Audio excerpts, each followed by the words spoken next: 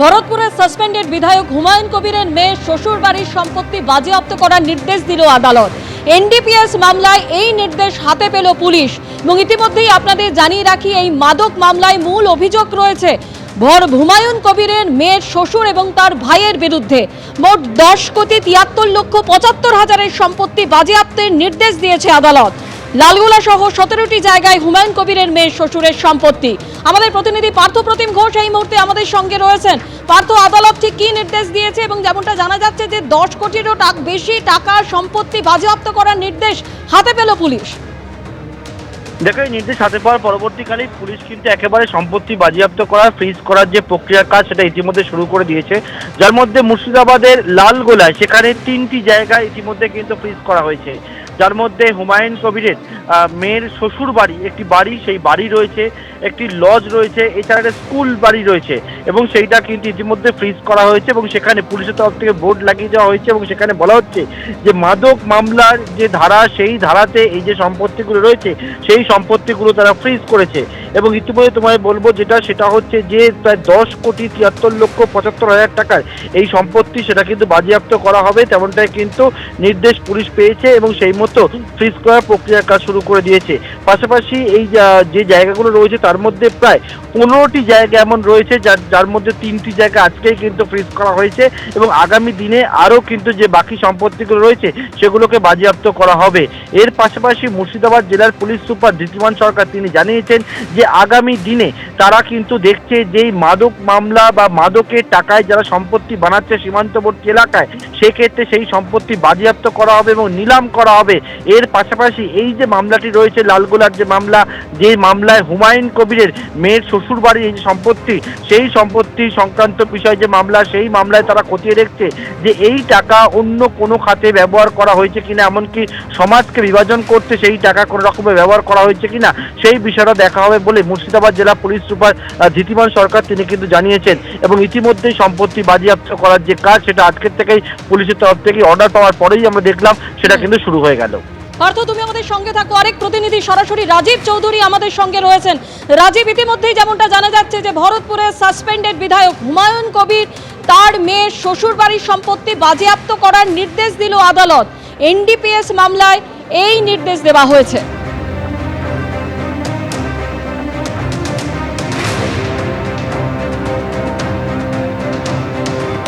প্রায় 10,73,75,000 সম্পত্তি বাজেয়াপ্তের নির্দেশ দিয়েছে আদালত।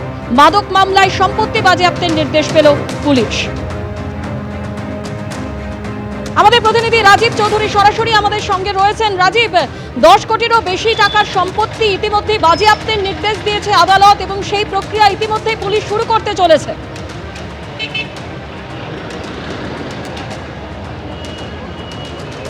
একেবারেই আজকে বিকেল থেকেই পুলিশি অ্যাকশন কিন্তু শুরু হয়েছে। আমরা এই মুহূর্তে দাঁড়িয়ে রয়েছি লালগোলায়, সেরকমই একটি সম্পত্তি যেখানটায় পুলিশ তাদের বোর্ড লাগিয়ে দিয়েছে এবং শরীফুল ইসলাম, যিনি হুমায়ুন কবিরের মেয়ের শ্বশুর এবং তার স্ত্রীর নামে এই যে সম্পত্তি, সেখানে কিন্তু এই বোর্ডটি লাগানো রয়েছে। এবং এই যে একটা অনুষ্ঠান বাড়ি, এই অনুষ্ঠান বাড়ি এখানেই প্রথম পুলিশ আসে এবং পুলিশ এসে তাদের যে বোর্ড এবং যে কোর্ট থেকে তারা যে রায় পেয়েছেন সেই সমস্ত তাদের এখানে তারা বোর্ডটা দিয়ে যান।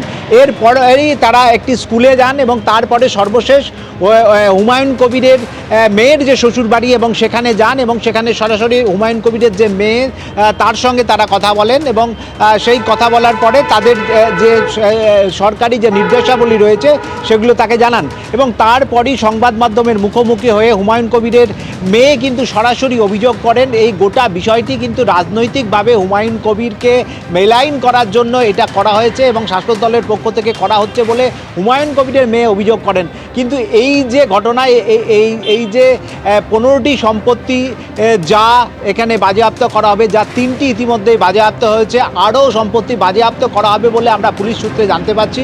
এবং যে 19টি ব্যাংক অ্যাকাউন্ট, সেই ব্যাংক অ্যাকাউন্টও ফ্রিজ করা হয়েছে এবং 2টি গাড়ি বাজেয়াপ্ত করা হয়েছে এবং সমস্ত বিষয়টি প্রক্রিয়াটি বেশ কয়েক মাস ধরে চলছিল বলে কিন্তু পুলিশের পক্ষ থেকে একেবারে জানানো হচ্ছে। এটা শুধুমাত্র শুধুমাত্র পুলিশের পক্ষ থেকে যেটা জানানো হচ্ছে যে হুমায়ুন কবির তৃণমূল ছাড়ার পরে বা নতুন দল গঠনের পরে এই প্রক্রিয়া কিন্তু নয়, এটা দীর্ঘদিন ধরে এই প্রক্রিয়া চলছিল। এই মাদক কারবারে শরীফুল ইসলামকে কিন্তু দীর্ঘদিন ধরে চলছিল এবং তার দেখতে পাচ্ছি যে আদালতের নির্দেশ পাওয়ার পরেই কিন্তু সম্পত্তি বাজেয়াপ্তের প্রক্রিয়া শুরু করেছে পুলিশ। আপাতত তোমায় ধন্যবাদ রাজীব। হুমায়ুন কবির কি বললেন শোনাবো।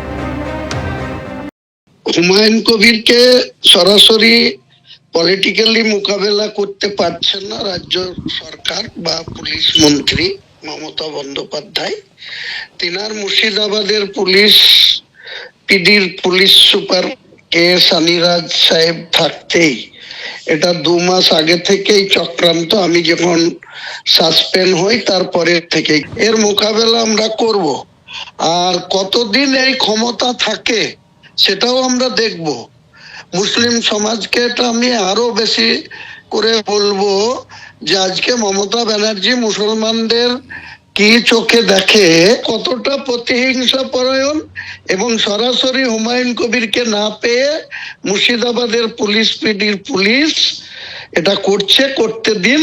হুমায়ুন কবিরের ভাবমূর্তি নষ্ট করার জন্য বা হুমায়ুন কবিরের আত্মীয় স্বজনকে দুর্বল করার জন্য, তাদেরকে ভয় দেখানোর জন্য, তাদের সম্পত্তি ক্রুক করার যে চেষ্টা সেটা হোক। আইন আছে ভারতবর্ষের, জুডিশিয়াল আছে, জুডিশিয়ালের প্রতি আমাদের পূর্ণ আস্থা আছে। আগামী দিনে এসবের যোগ্য জবাব মমতা ব্যানার্জির পুলিশও পাবে, মমতা ব্যানার্জিও পাবে। হুমায়ুন কবিরের মেয়ের শ্বশুর বাড়ির সম্পত্তি বাজেয়াপ্তের নির্দেশ দিল আদালত। আর এই নিয়ে হুমায়ুন কবিরের মেয়ে কি বলছেন শোনাবো।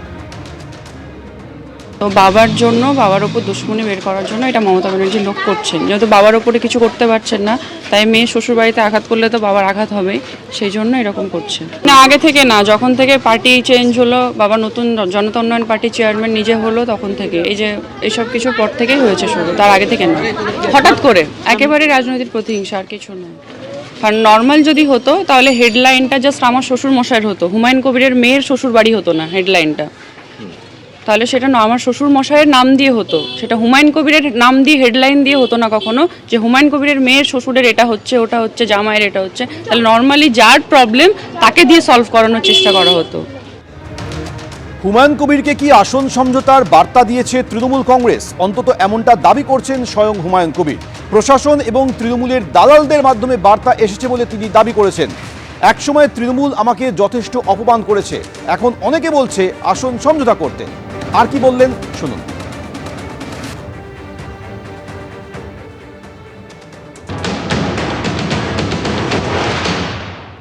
তৃণমূলের তরফ থেকে আপনার সাথে কি যোগাযোগ করেছিল 14টা আসনে সমঝোতা করতে এসে মুর্শিদাবাদে? এই ব্যাপারে আমি কোনো কমেন্ট করব না। যারা তৃণমূলের হয়ে কাজ করে তাদেরকে জিজ্ঞেস করুন গা। একটা টাইমে হুমায়ুন কবিরকে অনেক অপমান অসম্মান করা হয়েছিল। এখন প্রশাসনের মাধ্যমে এবং যারা এদের হয়ে দালালি করে তারা বিভিন্নভাবে বলছে যে যা হয়েছে হয়েছে, মুর্শিদাবাদের একটা সিট অ্যাডজাস্টমেন্ট। কিন্তু আমি এই দলটার জন্ম হয়েছে একটাই কারণে, যে তোলাবাজি করা, মানুষের সঙ্গে মিথ্যাচার করা, শুধু সরকারি কোষাগার থেকে মন্দির করা, তারপরে এই যে শুধু বাজেট হলো, ভোট অ্যান্ড অ্যাকাউন্ট, তাতে কোনো কর্মসংস্থান নেই। নির্বাচন আসতে দিন এসবের সব জবাব বাংলার মানুষ দিয়ে দিবে। মামলা তো পুরনো মামলা তো গতকাল তৈরি হয়নি, তদন্ত তো গতকাল থেকে হয়নি, বা এই গত কদিনের হুমায়ুন কবির বিদ্রোহ করার পর কিছু তো হয়নি। হুমায়ুন কবির বিজেপির বি টিমের দায়িত্ব নেওয়ার পর থেকে তো হয়নি ব্যাপারটা। হুমায়ুন কবির যে মামলায় তিনি ওটা বলুন যে এই আদালত যখন বলেছে তখন আদালতে আপনাদের আইনজীবীরা কি করছিলেন? আদালত তো সব দিক দুপক্ষকে বিচার করে নোটিশটা দিয়েছেন বা অনুমতিটা দিয়েছেন। ওই বিজেপির কথা শুনে নাটুকে বিদ্রোহ, ঘুরিয়ে বিজেপিকে সাহায্য করা, বিজেপির 19 সালের লোকসভার প্রার্থী নরেন্দ্র মোদী জিন্দাবাদ, হুমায়ুন কবির, ফলে এর সঙ্গে প্রতিহিংসার কোনো সম্পর্কই নেই, একটা পুরনো মামলা। এবিপি আনন্দ, এগিয়ে থাকে, এগিয়ে রাখে।